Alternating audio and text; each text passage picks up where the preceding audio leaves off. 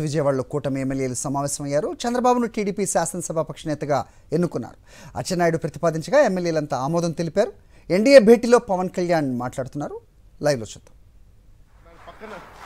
ఇది నేను ఆయన పక్కన పెట్టుకుని చెప్పాలి.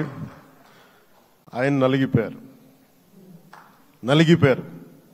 జైల్లో చూశాను ఆయన. పాపం భువనేశ్వర్ గారి బాధను చూశాను. నేను అనుకున్నాను, అమ్మ మీరు కన్నీళ్ళు పెట్టుకోండి, మంచి రోజులు వస్తాయని చెప్పిన మంచి రోజులు వచ్చినాయి. వారికి మనస్ఫూర్తిగా వారికి నా హృదయపూర్వక శుభాకాంక్షలు. మీరు అద్భుతమైన పాలన ఇవ్వాలి అందరికీ మనస్ఫూర్తిగా మీకు నేను తెలియజేసుకున్నాను సార్.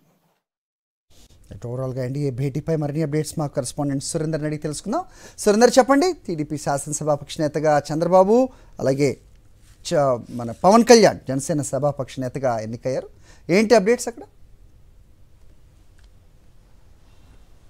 సార్, కొద్దిసేపటి క్రితమే ఎన్డీఏ మిత్రపక్షాల సమావేశం అయితే విజయవాడ ఏ కన్వెన్షన్లో జరుగుతుంది. కొద్దిసేపటి క్రితమే చంద్రబాబు కూడా ఇక్కడికి హాజరయ్యారు.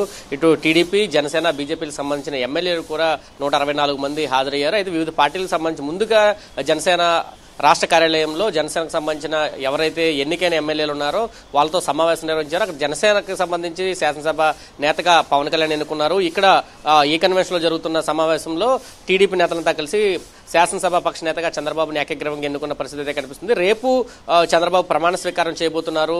ఇతర 3 పార్టీలకు సంబంధించిన కొంతమంది మంత్రులుగా కూడా ప్రమాణ స్వీకారం చేయనున్న నేపథ్యంలో ఎవరెవరు మంత్రి పదవులు ఇవ్వాలి, రేపు ప్రమాణ స్వీకార ఏర్పాట్లు ఎలా ఉండాలనే అంశాల మీద అయితే ఈరోజు కూలంకషంగా చర్చించబోతున్నారు. దాంతోపాటు ఇప్పటికే టీడీపీ కొన్ని హామీలను అయితే ఇచ్చిన పరిస్థితి. అంటే కూటమిగా కొన్ని హామీలను ఇచ్చారు. మొదటి సంతకం డిఎస్సీ మీద పెడతామని, రెండో సంతకం ల్యాండ్ టైటింగ్ యాక్ట్, ఇలాగా కొన్ని హామీలు అయితే ఇచ్చారు. హామీలకు సంబంధించి ఏవే పత్రాల మీద మొదటి సంతకాలు పెడతారనే అంశాలు కూడా ఈ రోజు చర్చలోకి వస్తున్నట్లయితే సమాచారం తెలుస్తుంది. దాంతోపాటు శాసనసభ సమావేశాలు ఎప్పుడు నిర్వహించాలనే అంశాల మీద కూడా ప్రస్తుతం చర్చ జరుగుతున్నట్టయితే తెలుస్తుంది. 4 రోజుల పాటు శాసనసభ సమావేశాలు నిర్వహించాలని చెప్పి ఇప్పటికే నిర్ణయించినట్లయితే సమాచారం తెలుస్తుంది. దీంతో పాటు ఇతర పార్టీలు టీడీపీ కానీ, జనసేన కానీ, బీజేపీకి సంబంధించి ఎవరెవరికి మంత్రి పదవులు ఇవ్వాలనే అంశం మీద కూడా పూర్తిగా చర్చ అయితే జరిగినట్టు తెలుస్తుంది.